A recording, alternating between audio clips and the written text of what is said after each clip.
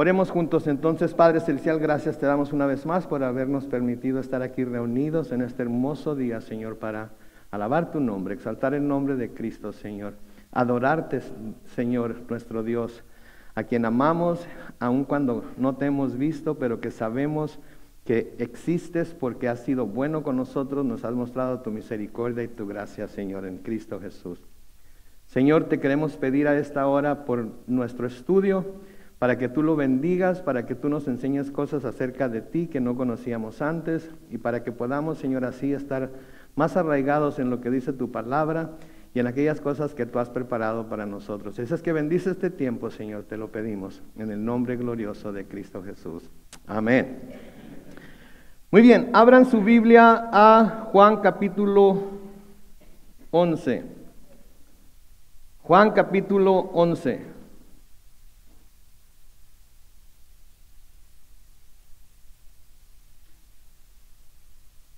Cuando lo encuentren, digan amén.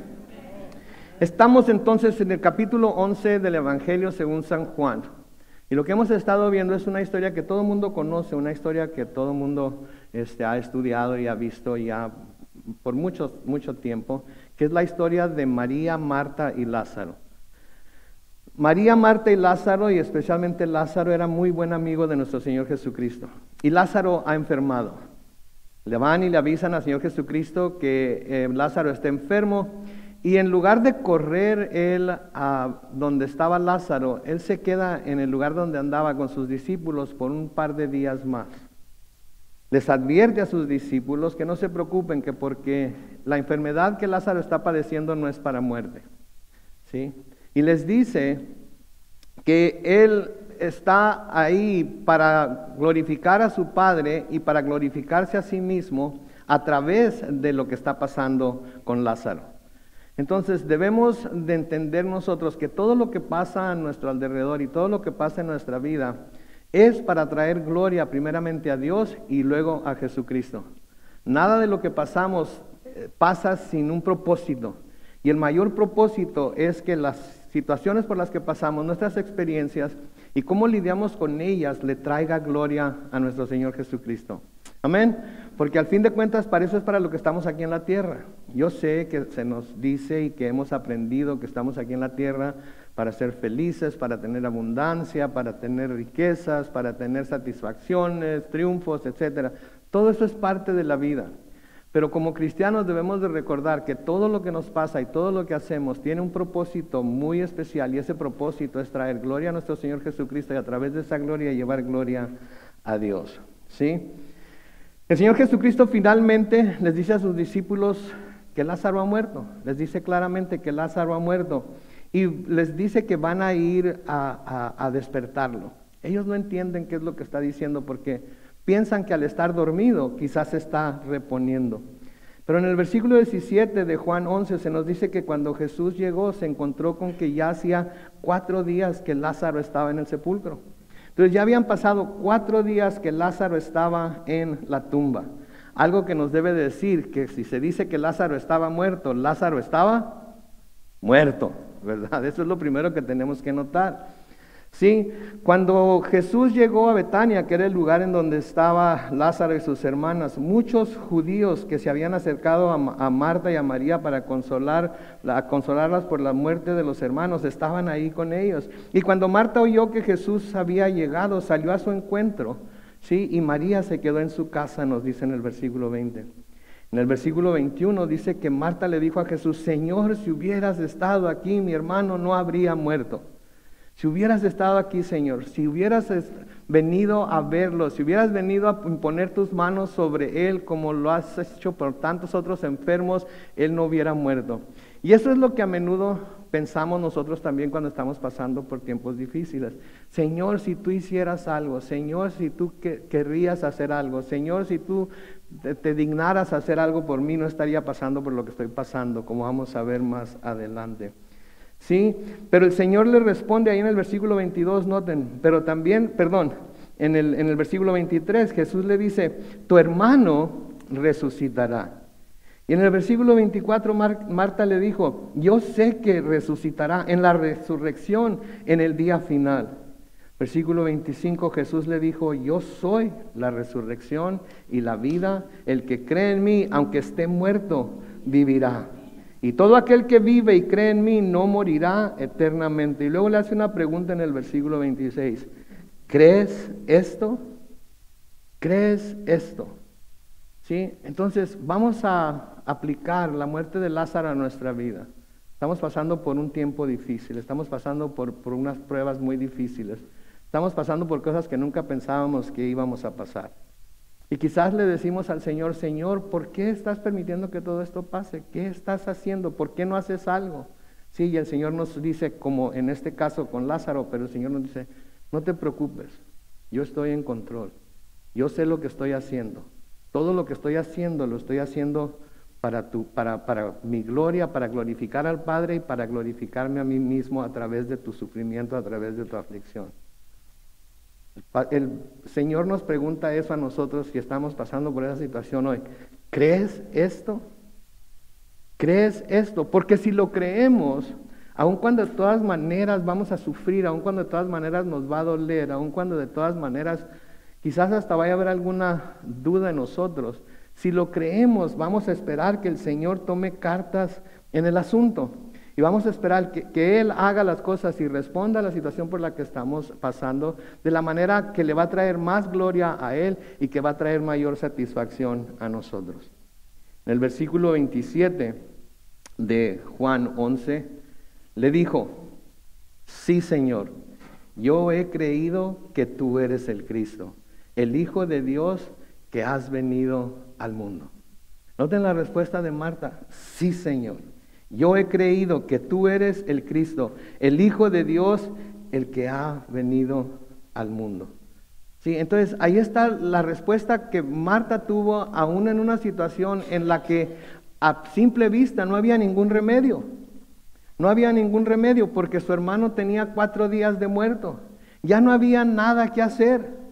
¿Sí? Y cuando el Señor le dice que su hermano resucitará, ella piensa que es en el futuro, cuando venga el día final y cuando pase la resurrección de los muertos. Pero el Señor la va a sorprender, y el Señor va a sorprender a todos los que están ahí, porque no solamente Lázaro resucitará o va a resucitar en el último día, sino que en unas cuantas minutos, en un poco de tiempo, Jesús lo iba a resucitar literalmente de los muertos. Pero noten lo que dice, yo he creído que tú eres el Cristo, el Hijo de Dios que has venido al mundo. Yo he creído, ¿qué quiere decir esto? Yo he creído, lo que quiere decir es que ya he establecido en mi mente esta verdad como cierto. Sí, la palabra que se traduce he creído en el griego es la palabra pisteuo, que quiere decir confío. Yo confío, mi confianza está en que tú eres el Cristo, mi confianza está en que tú eres el Hijo de Dios, mi confianza está en que tú eres quien dices que eres. Tú eres quien dices que eres. Y noten cómo dice que Él es el Cristo, Él es el Hijo de Dios. Esto es importante que diga el Cristo y el Hijo de Dios. Tiene una importancia muy grande usar el artículo aquí de Él para señalarlo como el Cristo y como el Hijo de Dios. Si ustedes se acuerdan, cuando Jesús les pregunta a sus discípulos, ¿quién dice la gente que soy? ¿Se acuerdan? Y que le dicen, unos dicen que eres el profeta, otros dicen y todo. ¿Y ustedes quiénes dicen que soy? Les pregunta. Y en Mateo 16, versículos 16 y 17, Simón Pedro le responde cuando él pregunta, ¿quiénes dicen ustedes que soy? Tú eres, ¿cómo dice? El Cristo, el Hijo de Dios viviente. Y entonces Jesús le dijo, bienaventurado eres, Simón, hijo de Jonás, porque no te lo reveló ningún mortal, sino mi Padre que está en los cielos. Noten lo que tienen en común las dos respuestas, la de Pedro y la de Marta. Tienen en común la respuesta de quién es el Señor Jesucristo. El Señor Jesucristo es, no nada más Cristo, el Señor Jesucristo es ¿qué? El Cristo. El Señor Jesucristo no es solo Hijo de Dios, el Señor Jesucristo es ¿quién? El Hijo de Dios. Esto es muy importante que nosotros lo veamos, porque si le hubieran dicho, tú eres Cristo, pudiera ser uno de varios o uno de muchos. Si hubiera dicho, tú eres hijo de Dios, los ángeles se les llama hijos de Dios. Juan mismo nos ha dicho en el capítulo 1 de Juan que a los que lo recibieron les dio la potestad de ser hechos, ¿qué? Hijos de Dios. Pero cuando se le dice el Hijo de Dios, está enfatizando que de Jesucristo nada más hay uno. Que Jesucristo nada más hay uno. ¿Sí? El Cristo que nos revela la Santa Biblia, el Cristo que nos revela la palabra de Dios, es el único y verdadero Cristo, es el único y verdadero Hijo de Dios en el sentido de que es engendrado por Dios y en el sentido de que fue ungido por Dios para venir a morir por la salvación del mundo. Cualquier otro Cristo que no sea el Cristo, cualquier otro hijo de Dios que no sea el Hijo de Dios, ¿saben qué es? Es un Cristo falso, es un Hijo de Dios falso también. Y el Señor nos advierte, en Juan 14:6 nos dice que Él es la verdad. De nuevo, usando el artículo determinado la ahí, significa que no hay otra verdad fuera de Él. Hay esta noción de que tú puedes tener tu verdad y yo puedo tener mi verdad y todo mundo tiene su verdad.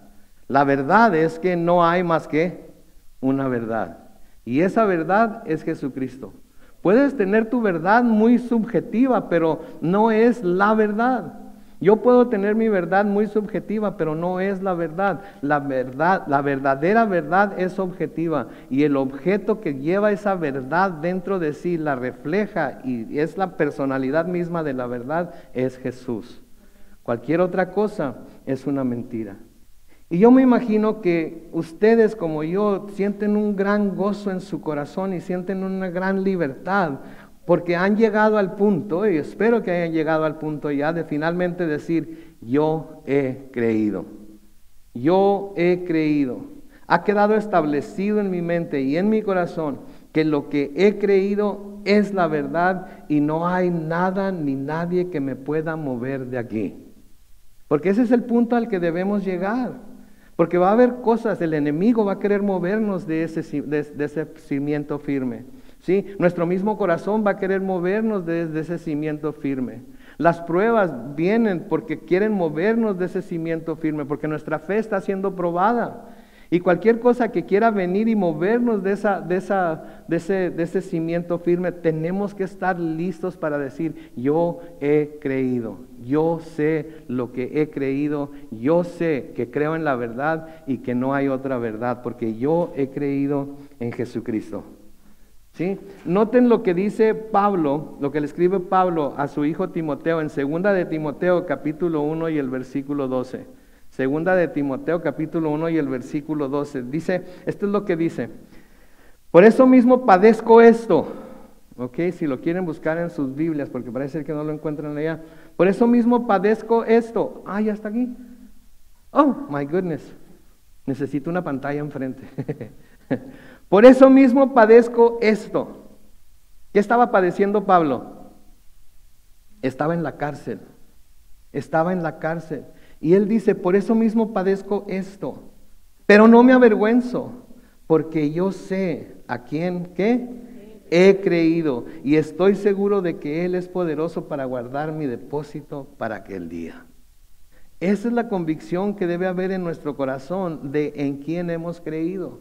Porque si esa es la convicción que hay en nuestro corazón de que en quién hemos creído, entonces pase lo que pase, vamos a mantenernos firmes sobre la fe, vamos a mantenernos firmes sobre la palabra de Dios y vamos a creerle a Dios antes que a todo lo que está pasando a nuestro alrededor. Y vamos a ponernos en sus manos y vamos a permitir que Él lleve a cabo la obra que Él quiere llevar a cabo en nuestras vidas, aún a través de la prueba, aún a través de la aflicción, que a veces es demasiado pesada para llevarla a nosotros mismos. Por eso se nos dice en las Escrituras que debemos darle todas nuestras cargas al Señor, porque Él cuidará de nosotros. En el versículo 28 de Juan 11 sigue diciendo, dicho esto, Marta fue y llamó a María su hermana, y en secreto le dijo, el maestro está aquí y te llama. Al oír esto, ella se levantó deprisa y fue a su encuentro. Jesús todavía no había entrado en la aldea, sino que estaba en el lugar donde María lo había encontrado. Cuando los judíos que estaban en casa con María y la consolaban, vieron que ella se había levantado de prisa y había salido, la siguieron. Decían, va al sepulcro a llorar ahí. Y cuando María llegó a donde estaba Jesús y lo vio, se arrojó a sus pies y le dijo, noten, Señor, si hubieras estado aquí, mi hermano no habría muerto. Noten, las mismas palabras que Marta le había dicho al Señor en el versículo 21. Me imagino que las dos habían estado platicando entre sí mientras Lázaro había estado enfermo. Me imagino que quizás habían dicho, no te preocupes, ya le mandamos a avisar al Señor, en cualquier momento va a llegar, y como lo ha hecho con muchas otras personas, va a orar por él o le va a imponer las manos y lo va a sanar. Me imagino que en sus mentes había estado pasando este pensamiento antes de que él muriera, ¿sí? De que el Señor lo iba a sanar. Sí, pero el Señor no llegó. Y ahora que ha llegado, lo primero que hacen es como reprocharle un poco, ¿no es cierto? Señor, si hubieras estado aquí, mi hermano no habría muerto. Señor, si hubieras hecho algo. Señor, si hubieras ayudado a la medicina que funcionara como se supone que debía funcionar. Señor, si hubieras dado sabiduría a los médicos. Señor, etcétera, etcétera, etcétera. Y estaban teniendo la tendencia a hacer lo mismo que hace todo el mundo cuando pasan situaciones como estas. Pero algo que es importante que debemos notar aquí es que el Señor les permite que expresen lo que están sintiendo. Les permite que expresen lo que están diciendo, lo que están sintiendo, perdón. No es como que las calla y les dice, ¿qué pasó? ¿Que no tienen fe? ¿Que no saben quién soy yo? ¿Por qué están llorando? ¿Por qué están tan tristes? ¿Sí? No las regaña por reprocharle a él que no había estado ahí y que si él hubiera estado ahí, su hermano no habría muerto. Sí, el dolor era muy real. Los que se nos ha ido alguien al cielo ya, se nos ha adelantado, sabemos ese dolor que se siente por saber, no que se nos fue, sino por saber que ya no los vamos a volver a ver hasta que nosotros nos vayamos a la presencia del Señor y seamos reunidos con ellos. Pero el no verlos de repente duele mucho, duele muchísimo. Y cada vez que llega el aniversario de su partida, vuelve a doler.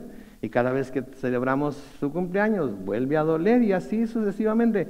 El dolor siempre va a estar ahí, nunca se va a ir hasta que nos reunamos con ellos en el cielo, ¿sí? Pero mientras tanto el Señor nos va consolando. Sabemos que la muerte es parte de la existencia del hombre aquí en la tierra, ¿no es cierto? Sabemos que eso es parte, entonces no debería de tomarnos por sorpresa, pero el dolor de no ver a nuestros seres queridos de repente es lo que nos llena de dolor. ¿Y saben qué? Cuando tenemos ese dolor, el Señor no nos regaña por sentir ese dolor y el Señor no nos regaña por quejarnos con Él. Así es que si ya están pasando por ese dolor, quéjense con el Señor. Si están pasando por aflicciones, por tribulaciones, por pruebas difíciles, quéjense con el Señor. Díganle, Señor, que no estás viendo lo que está pasando, que no sientes, que no dices que me amas mucho, ¿sí? Pero vamos a ver en los siguientes versículos, vamos a ver la manera en la que Él mismo fue afectado por la muerte de su amigo Lázaro, aun cuando sabía que lo iba a resucitar. Versículo 33 del capítulo 11 de Juan sigue diciendo, entonces Jesús, al ver llorar a María y a los judíos que la acompañaban, se conmovió profundamente y con su espíritu turbado dijo, ¿dónde lo pusieron? Le dijeron, Señor, ven a verlo.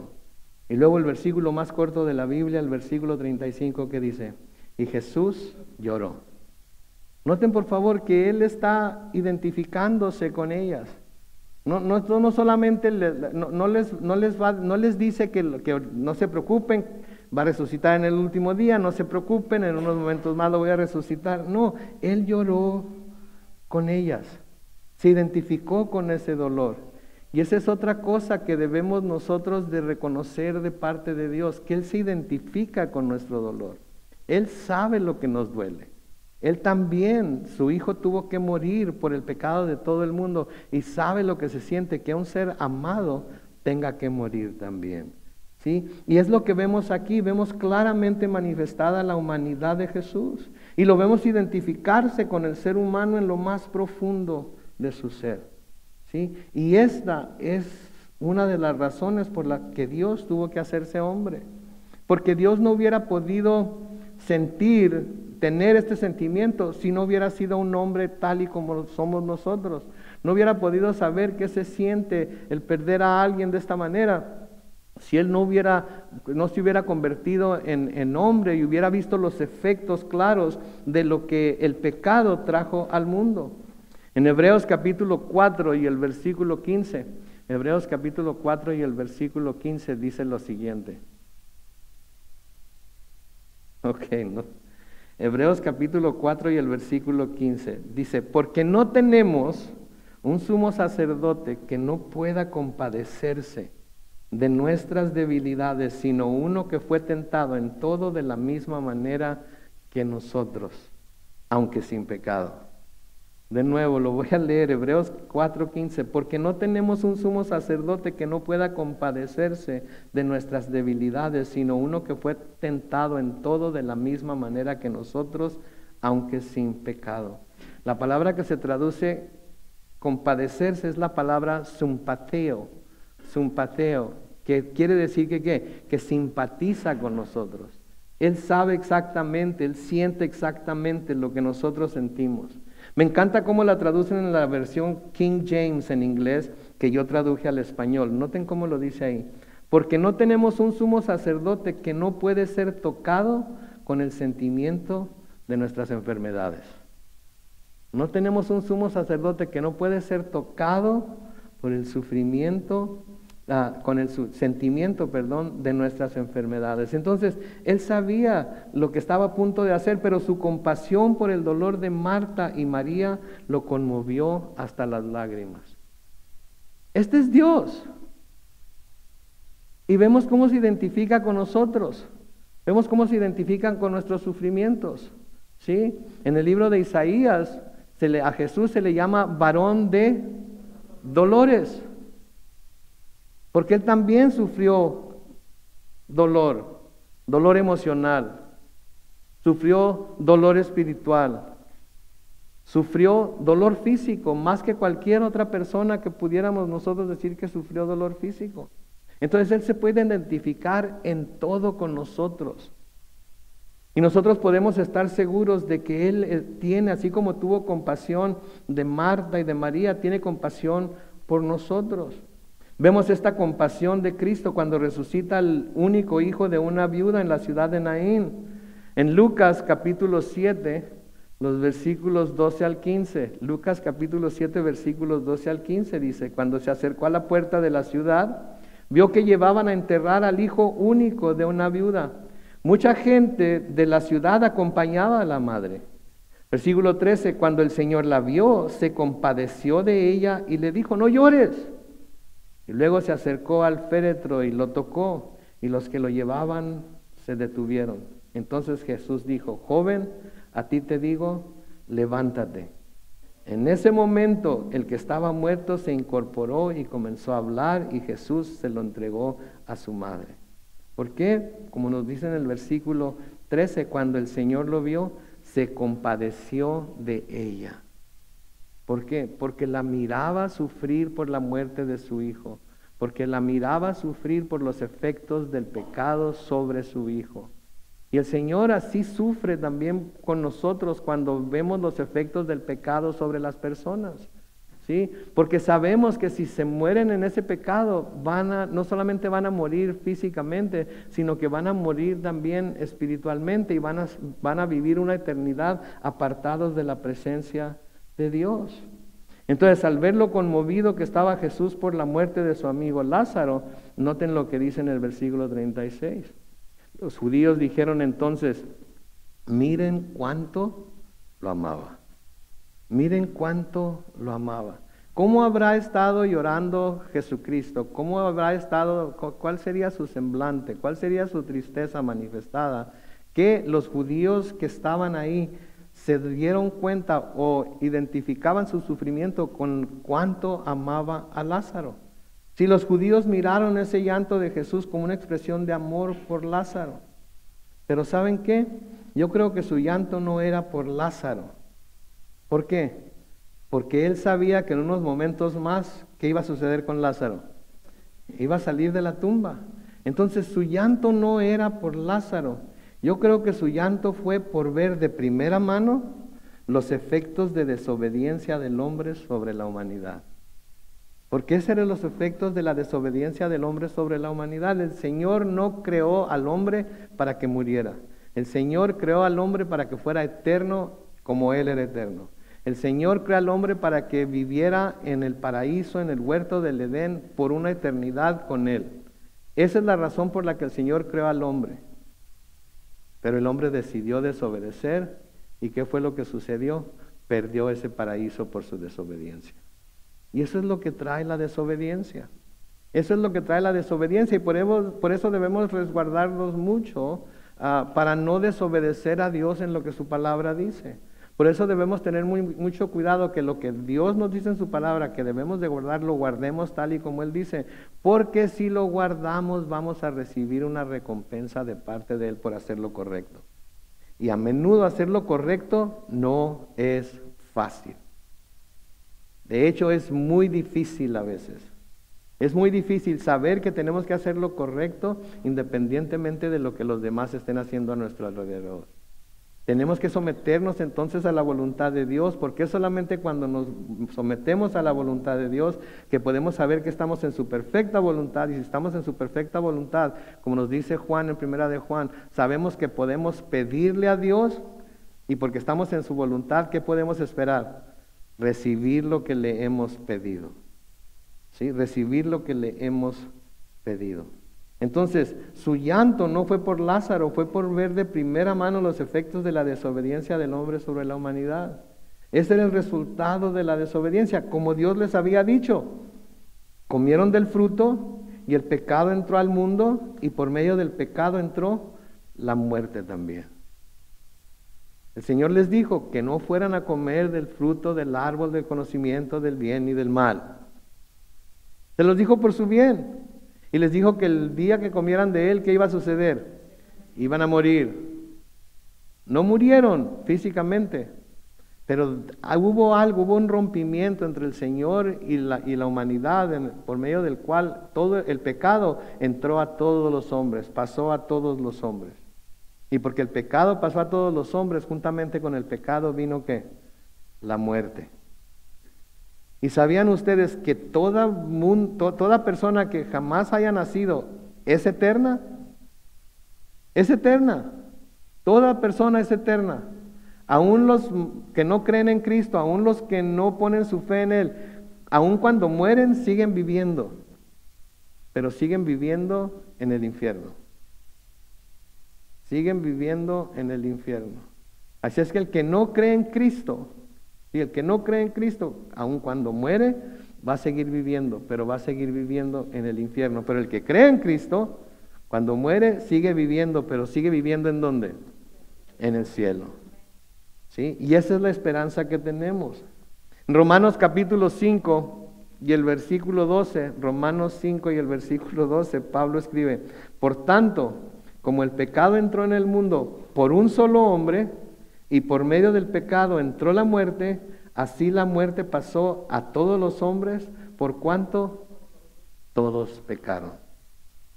¿Sí? Entonces, de nuevo, el pecado entró en el mundo por medio de la desobediencia de Adán y de Eva. Por medio de ese pecado entró la muerte, y así la muerte pasó a todos los hombres por cuanto todos pecaron. Entonces, todos cuando nacemos a esta vida, nacemos con la naturaleza pecaminosa de nuestros antepasados. Y ese pecado tiene que ser pagado por alguien, ¿sí? Y si nosotros no queremos ser los que paguen por ese pecado, tenemos entonces que recibir a Cristo y creer que Él murió en la cruz como sacrificio para pagar por nuestros pecados. Si lo creemos, entonces nuestros pecados son perdonados y las puertas del cielo son abiertas para nosotros. Pero noten que dice, ¿cuántos pecaron? Todos pecaron. Mismo apóstol Juan nos dice que si decimos que no hemos pecado, ¿qué somos? Mentirosos. ¿Sí? Siempre queremos hacer la pregunta, si hay alguien que nunca ha pecado en su vida aquí con nosotros hoy. Y yo sé que no habría nadie. Podríamos preguntar si hay alguien que pudiera decir, yo no he pecado ni un solo pecado, no he cometido ningún pecado en el último mes. Y nadie levantaría la mano. Podríamos preguntar también si alguien ha pecado durante la última semana. Nadie, ni siquiera uno. Podemos preguntar si alguien ha pecado hoy, que alguien no ha pecado hoy en pensamiento, o en palabra, o en hecho.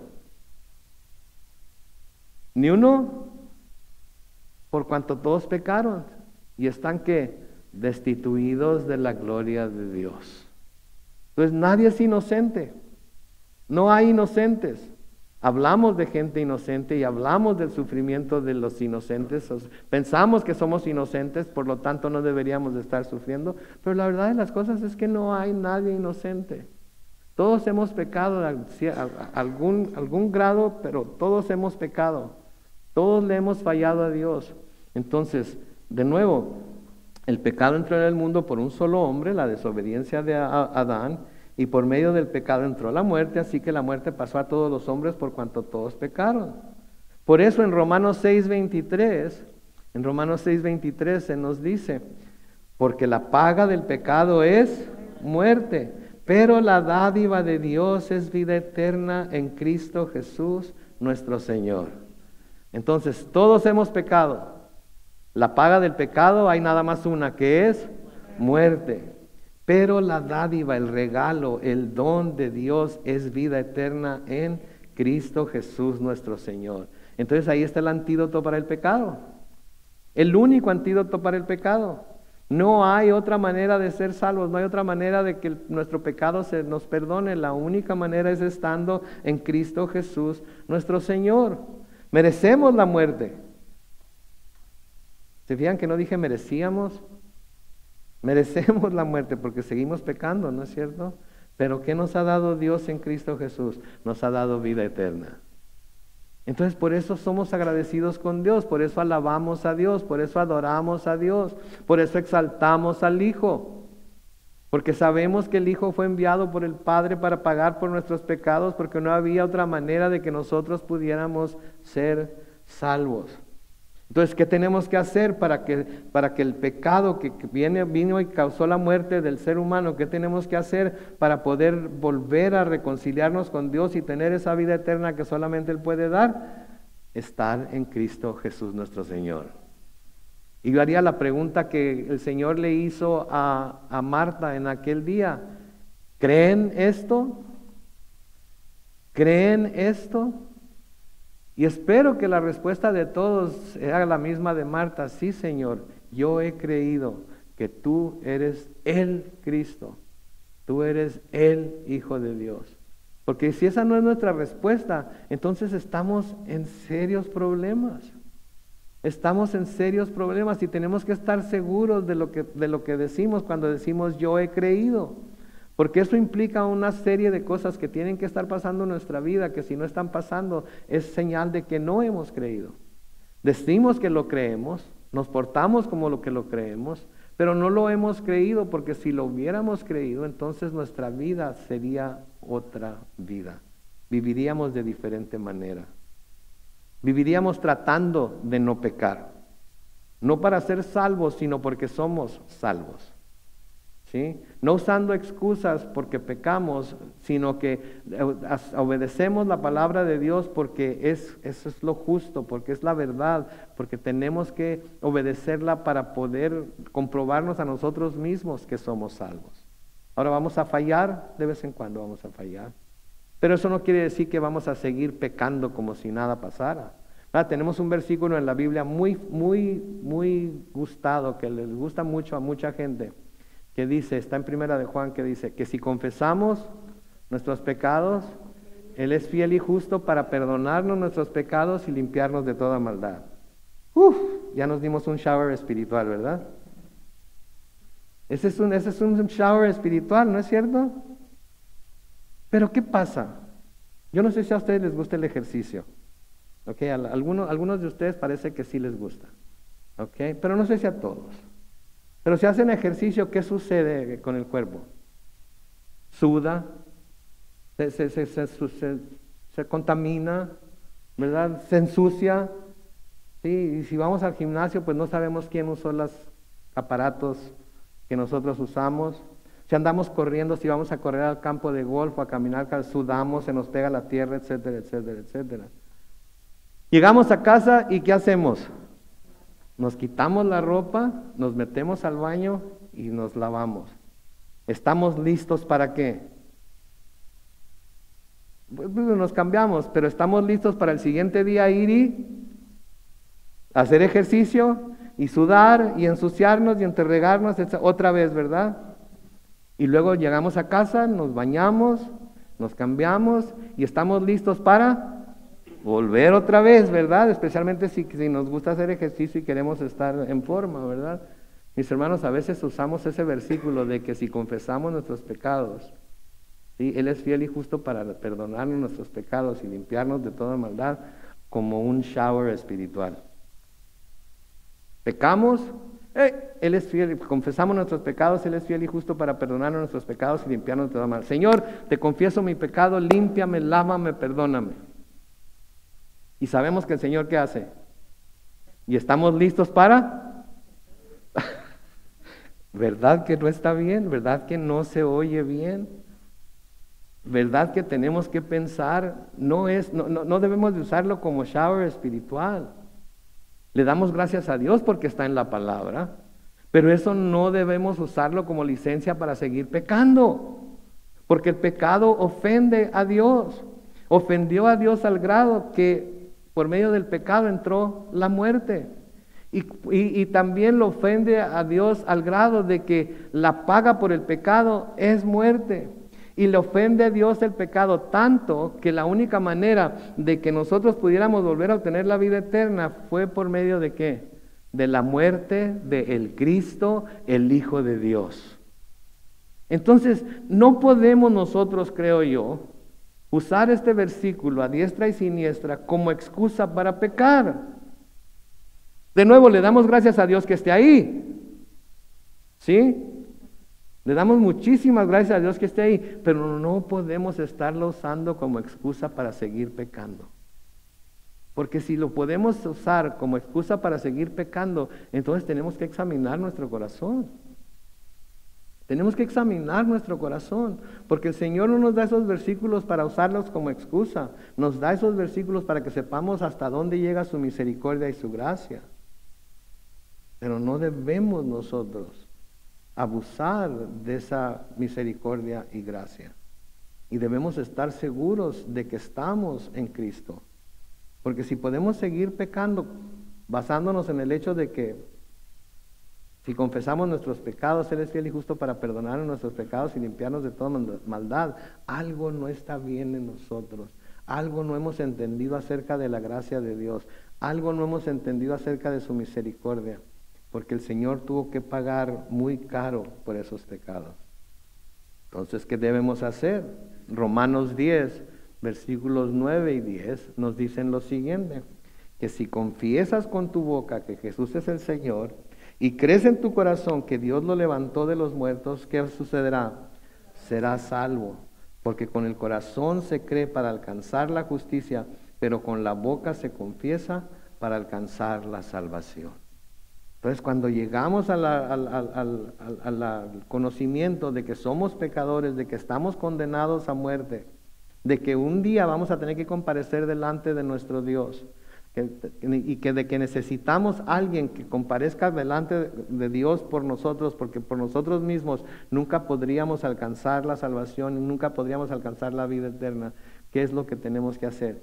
Es ir al Señor Jesucristo.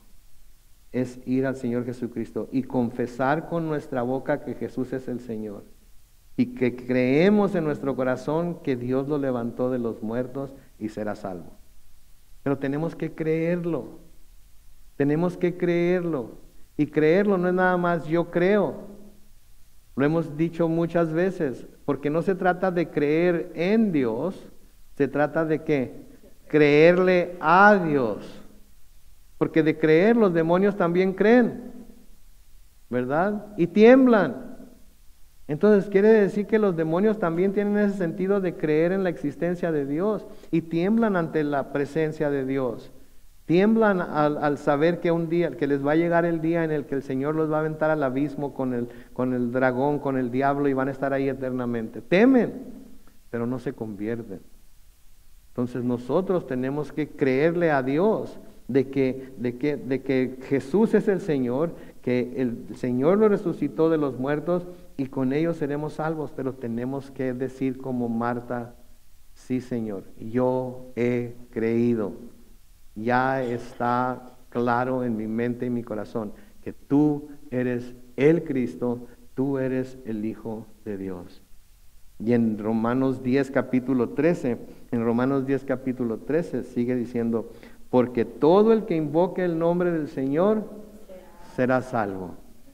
Entonces aquí viene otra pregunta también, ¿ya invocamos todos el nombre del Señor?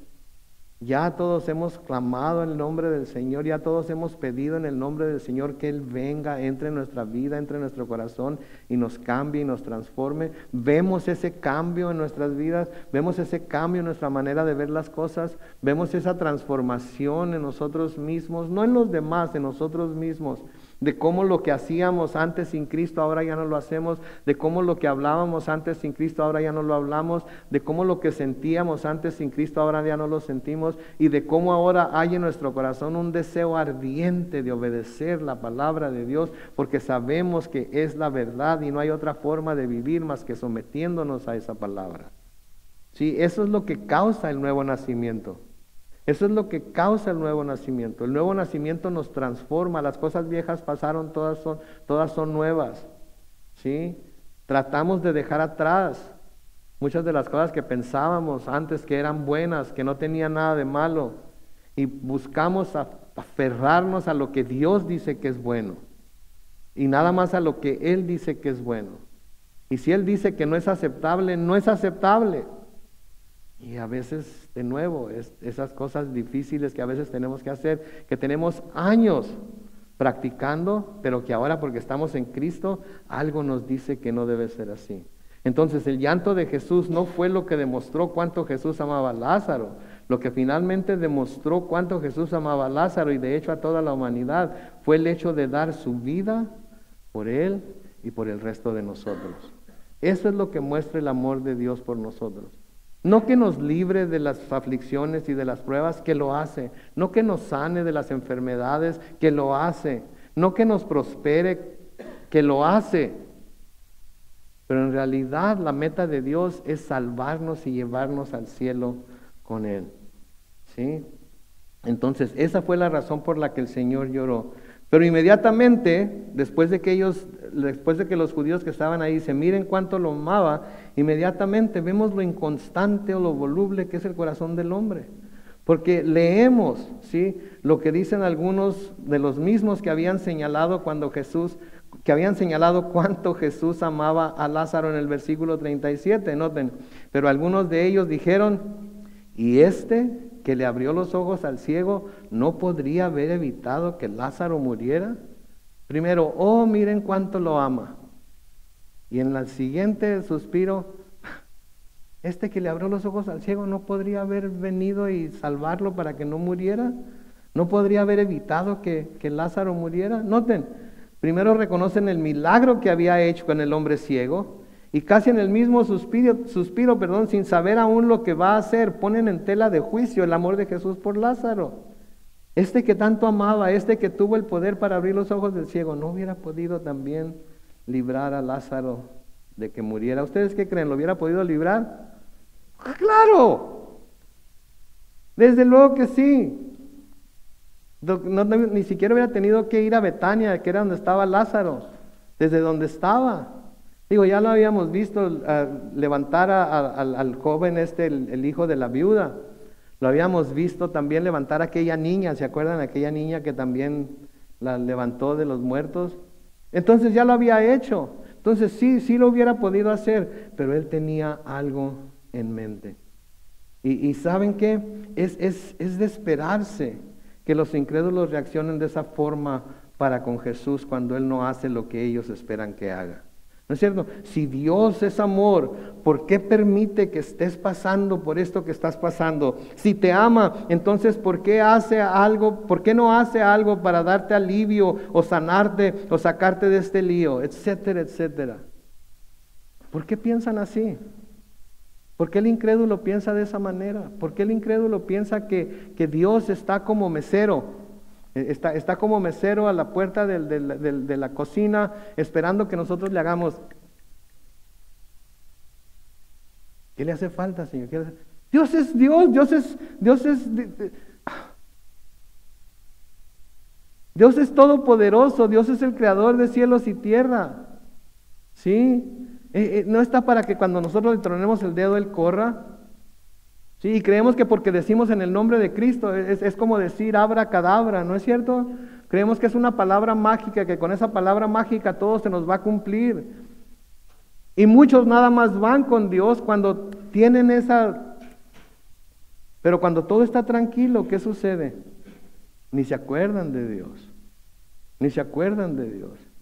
Entonces es lo que nuestra mente nos quiere decir, es lo que nuestro corazón nos quiere decir, esto es lo que los incrédulos nos quieren. Bueno, si Dios es tan amoroso, si Dios es tan poderoso, si Dios te ama tan... Y a veces somos arrastrados por esa manera de pensar y dudamos de la bondad de Dios. Sí, dudamos de la bondad de Dios, pero tenemos que recordar que Dios es Dios soberano también, ¿verdad?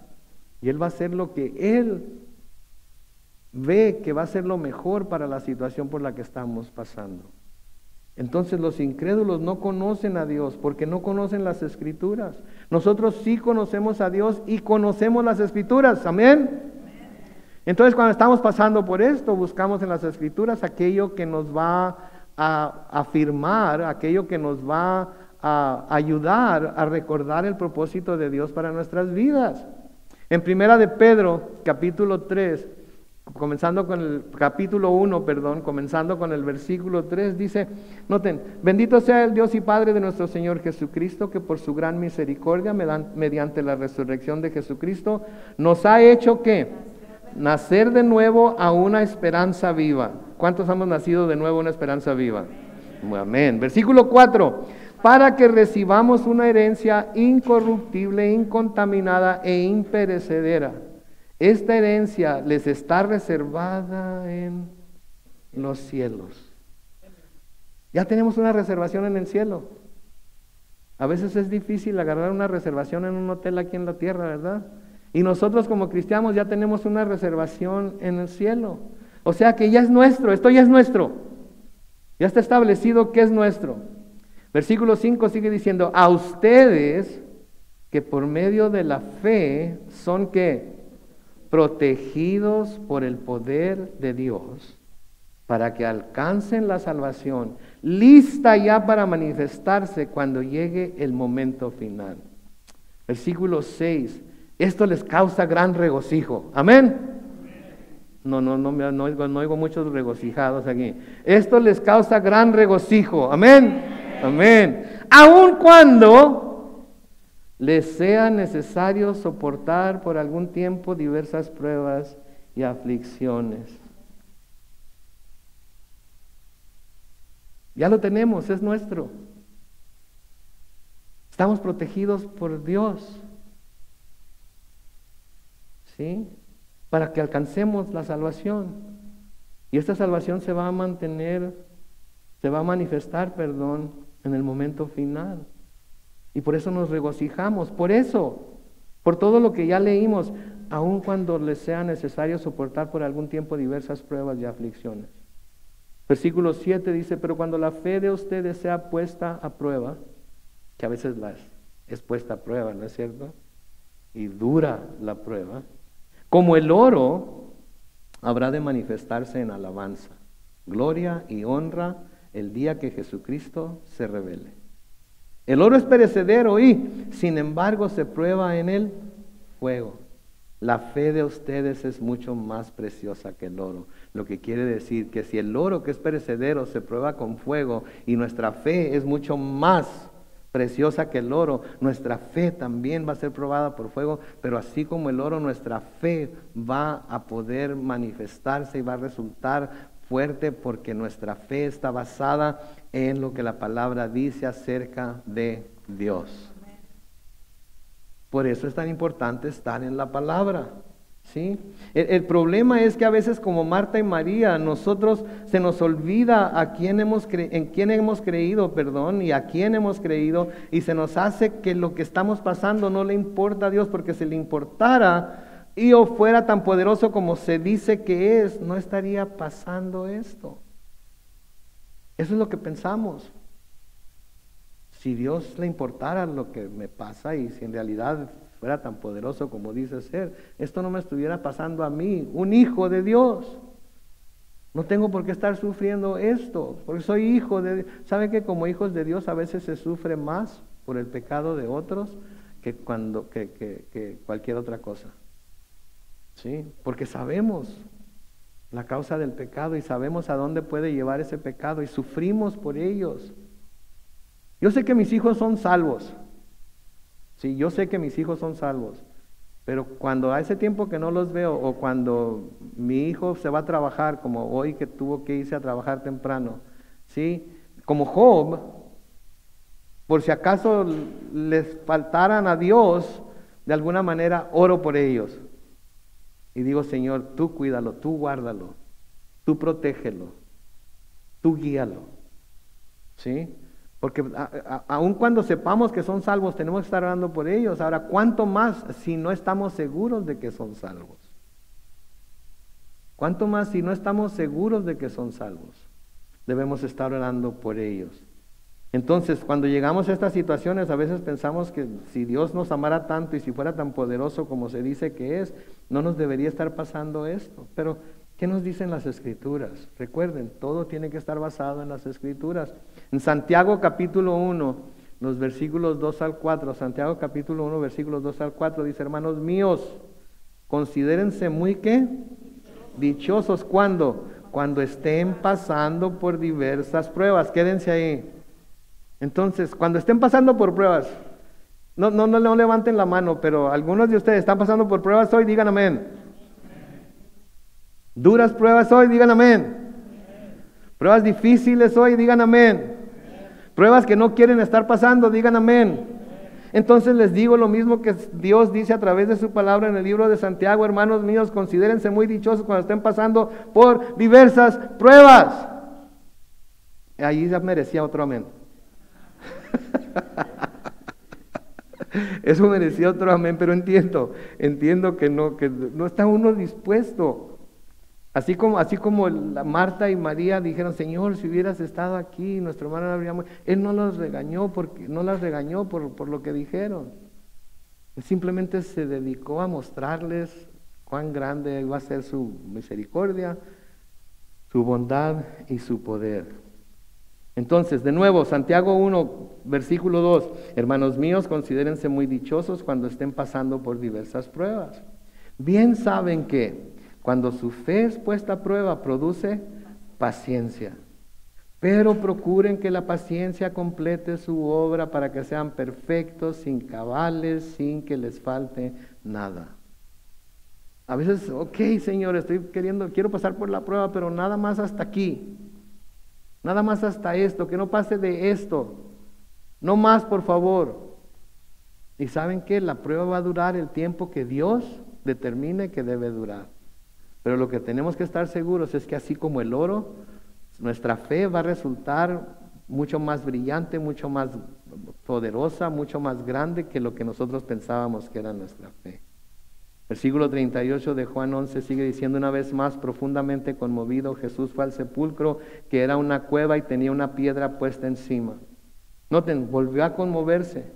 Sí, es la misma palabra que se tiene en el versículo 33.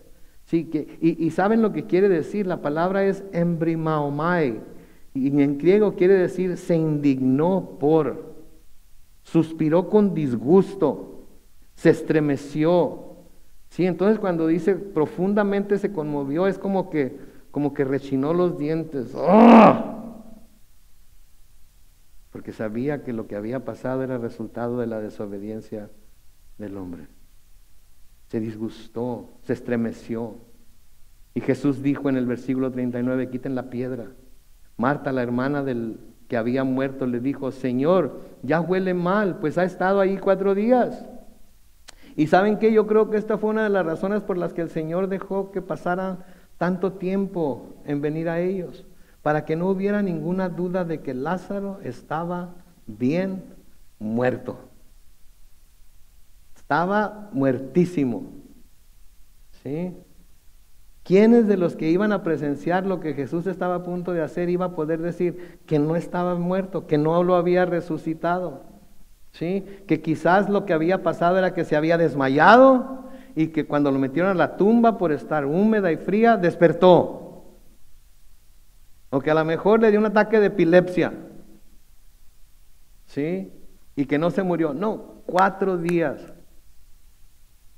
Y María le dice: ya huele mal. Ya déjalo en paz. Pero nadie iba a poder decir que no estaba muerto, ¿verdad? Nadie va a poder decir que no estaba muerto. Entonces, versículo 40, Jesús le dijo: ¿no te he dicho que si crees verás la gloria de Dios? ¿Se acuerdan lo que les había dicho a sus discípulos en Juan, en el capítulo 4?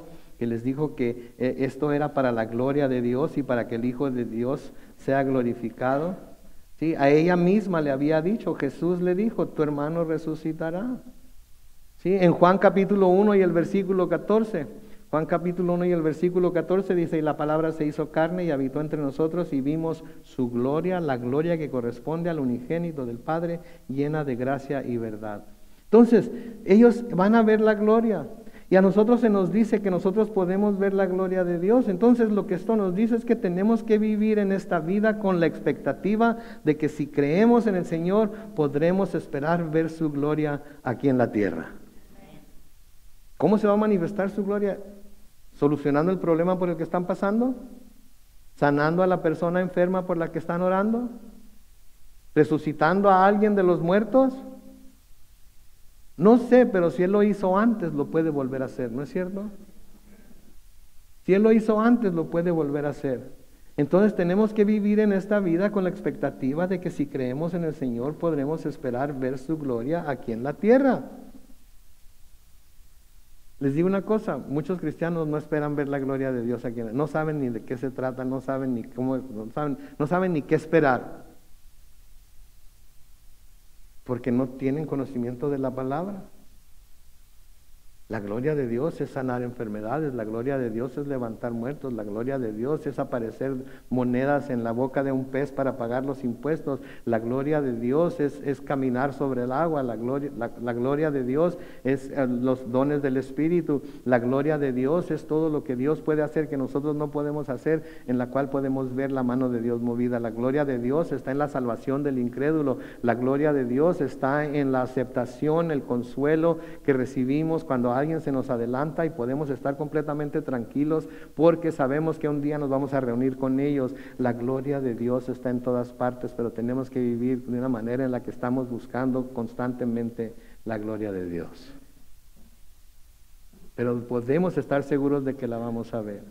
Versículo 41 dice: entonces quitaron la piedra y Jesús, levantando los ojos a lo alto, dijo: Padre, te doy gracias por haberme escuchado. Yo sabía que siempre me escuchas, pero lo dije por causa de la multitud que está alrededor, para que crean que tú me has enviado.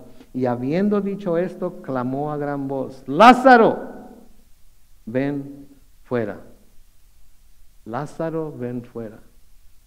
San Agustín dice, o dijo en su momento, cuando todavía estaba vivo, que el Señor tuvo que mencionar el nombre de Lázaro, porque si tan solo hubiera dicho ven fuera, hubieran salido un montón de muertos de las tumbas que estaban a su alrededor. Y de eso se trataba, nada más de resucitar a Lázaro. Pero ¿saben qué me recuerda esto? Me recuerda lo que Pablo les escribe a los tesalonicenses en cuanto a la resurrección de los muertos y el rapto de la iglesia. Noten en Primera de Tesalonicenses capítulo 4, los versículos 13 al 18. Primera de Tesalonicenses capítulo 4, versículos 13 al 18. Hermanos, no queremos que ustedes se queden sin saber lo que pasará con los que ya han muerto, ni que se pongan tristes como los que no tienen esperanza. Así como creemos que Jesucristo murió y resucitó, así también Dios levantará con Jesús a los que murieron en él. Les decimos esto como una enseñanza del Señor. Nosotros los que vivimos, los que habremos quedado hasta que el Señor venga, no nos adelantaremos a los que murieron, sino que el Señor mismo descenderá del cielo con voz de mando, con voz de arcángel y con trompeta de Dios, y los muertos en Cristo resucitarán primero. Y luego nosotros, los que aún vivamos y hayamos quedado, seremos arrebatados juntamente con ellos en las nubes para recibir en el aire al Señor, y así estaremos con el Señor siempre. Por lo tanto, anímense unos a otros con estas palabras. Estas palabras, esta promesa es lo que nos debe traer ánimo. No todas las cosas buenas que podemos recibir aquí en la tierra, que las recibimos. Pero el hecho de que un día, si morimos en Cristo, vamos a ser resucitados, y de que si no estamos muertos, cuando Él venga por su iglesia, vamos a ser transformados, y los muertos en Cristo van a ser resucitados primero, y cuando ellos estén volando hacia el cielo, nosotros vamos a ser transformados inmediatamente, y los vamos a alcanzar a ellos, y tanto ellos como nosotros vamos a reunirnos en las nubes con el Señor, y Él nos va a llevar al cielo a estar con Él por toda la eternidad. ¿Y saben qué va a pasar cuando lleguemos al cielo? Fiesta. Porque vamos a celebrar la cena de las bodas del Cordero. Lo primero que vamos a hacer va a ser cenar con el Señor. ¿Ok? Entonces, así como el Señor llamó a Lázaro, sal de ahí, así la trompeta del arcángel va a sonar, y luego vámonos, los muertos en Cristo, y luego nosotros, que va a ser instantáneamente, así es que ni cuenta nos vamos a dar. Cuando menos pensemos, ahí vamos volando al cielo. ¿Se imaginan? Me dan ganas de subirme al techo y brincar. ¿Ok? Pero esto no es lo único que se parece a la resurrección. Pero esto es en lo único que se parece la resurrección de Lázaro a la resurrección de los creyentes.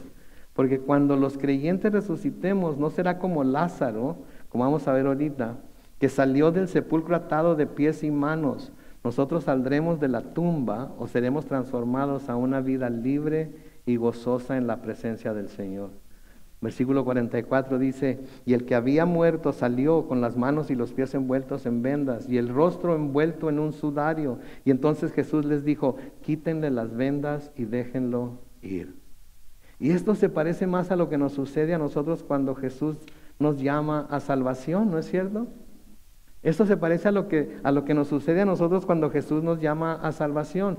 En Efesios capítulo 2, los versículos 1 al 9, leemos esto. A ustedes, digan a nosotros. A ustedes, a nosotros. Cuando yo diga a ustedes dicen a nosotros, ¿ok? A ustedes, Él les dio vida cuando aún estaban muertos en sus delitos y pecados, los cuales en otro tiempo practicaron, pues vivían de acuerdo a la corriente de este mundo y en conformidad con el príncipe del poder del aire, que es el espíritu que ahora opera en los hijos de desobediencia. ¿Cómo quieren que no sean desobedientes si este es el espíritu que opera en ellos? ¿Cómo quieren que no hagan las cosas que hacen si este es el espíritu que los está moviendo?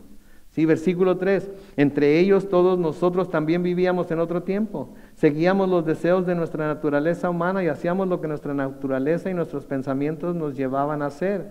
Éramos por naturaleza objetos de ira como los demás. Lo que quiere decir que los que no han venido a Cristo siguen siendo objetos de ira.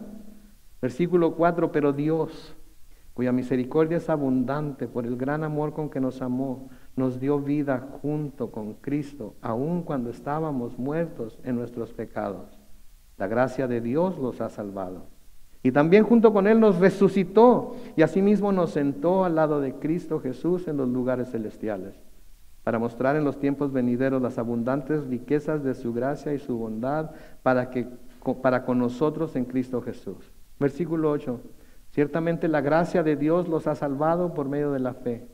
Esto no nació de ustedes, sino es un don de Dios, ni es resultado de las obras para que nadie se vanaglorie. ¿Se fijan? Salimos como Lázaro de la tumba, atados de manos y pies, con un sudario encima, pero el Señor nos libera de todo ello. El Señor nos da una vida nueva. Y luego Dios, por el poder de su Espíritu Santo, usando su palabra como agua para lavarnos, empieza a quitarnos el sudario, nos empieza a quitar las vendas de los ojos para que podamos ver con claridad, de las manos para que podamos servirle y de los pies para que podamos seguirle, y una vez libres nos demos cuenta de la razón para la que nos salvó. ¿Sí? Entonces salimos de la tumba así, atados de manos y pies, con sudario, los ojos vendados, pero el Señor quita todo eso para que una vez libres nos demos cuenta de lo que Pablo dice en Efesios capítulo 2, versículo 10. Efesios capítulo 2, versículo 10. Nosotros somos, ¿qué? Hechura suya. Hemos sido creados en Cristo Jesús, ¿para qué? Para realizar buenas obras, las cuales Dios preparó de antemano para que vivamos de acuerdo con ellas. ¿Y cuál fue el resultado de lo que hizo Jesucristo ese día? ¿Cuál fue el resultado de no haber ido cuando lo llamaron a sanar a Lázaro? ¿Cuál fue el resultado de haber ido 4 días después de muerto? ¿Cuál fue el resultado de haberlo llamado para que saliera de la tumba? ¿Cuál fue el resultado de que permitió que Marta y María pasaran por el sufrimiento que estaban sufriendo? ¿Cuál fue el resultado? Versículo 45 de Juan 11. Muchos de los judíos que habían venido para acompañar a María y que vieron lo que hizo Jesús, ¿qué sucedió? Creyeron en él. Mis hermanos y hermanas, ¿cómo sabemos nosotros que las pruebas por las que pasamos no sirven solamente para glorificar a Dios y glorificar a Cristo, sino que las estamos pasando porque otros están viendo nuestra reacción a esas pruebas, y por esa reacción que nosotros estamos mostrando, también ellos van a creer en Jesús? Lo que pasa es que a veces nos queremos quitar la prueba de encima muy pronto, no queremos que llegue, no queremos que haga todo lo que el Señor la ha enviado a hacer, y la queremos desechar, que nos queremos deshacer de ella. Pero no nos desesperemos, sigamos sembrando lo bueno, porque si no nos cansamos a su tiempo, ¿qué va a suceder? Vamos a cosechar, ¿verdad? Entonces sí, la prueba es pesada, sí, la prueba es difícil, pero todo es para la gloria y honra de Dios, gloria y honra del Señor, pidiéndole que la use para que otros vengan a Él. Amén. Oremos pues. Bendito Padre Celestial, te damos gracias en esta mañana, Señor, por tu palabra, por tu misericordia, por tu gracia. Te damos gracias, oh Dios, por las cosas que nos enseñas a través de ella. Te damos gracias, Señor, porque nosotros sabemos ya de antemano que la paga del pecado es muerte. Pero sabemos también por experiencia que tu dádiva a nosotros es vida eterna en Cristo Jesús nuestro Señor. Te damos gracias, oh Dios, porque nosotros hemos sido objeto de esa vida eterna, objeto de esa salvación. Padre Santo, yo te pido que si hay alguien entre nosotros hoy que no ha confesado con su boca que Jesús es el Señor, que aún no cree en su corazón que Dios lo levantó de los muertos, Señor, que hoy sea su día de salvación, que hoy sea el momento aceptable. Si hay alguien viéndonos por YouTube o en Facebook, que aún no confiesa con su boca que Jesús es el Señor y no ha creído en su corazón que Dios le levantó de los muertos, Señor, que sea hoy el día de su salvación, que sea hoy el momento aceptable, porque con el corazón se cree para alcanzar la justicia, pero con la boca se confiesa para alcanzar la salvación. Y tu palabra nos dice que todo el que invoque el nombre del Señor será salvo. Así es que te pido por cualquier persona que esté entre nosotros, Señor, que no haya hecho eso, que lo haga hoy, que lo haga ahorita, que no deje pasar otro momento más sin declarar a Jesús como su Señor y su Salvador. Que encuentre la salvación de su alma eterna y que pueda estar segura de que tiene vida eterna en Cristo Jesús y un día va a estar en el cielo con Él. Te damos gracias, oh Dios, por las oportunidades que nos das. Oh Dios, ayúdanos a poder decir como Marta, sí, Señor, yo he creído que tú eres el Cristo, el Hijo de Dios. En el nombre glorioso de nuestro Señor Jesucristo. Y la iglesia dice, amén y amén.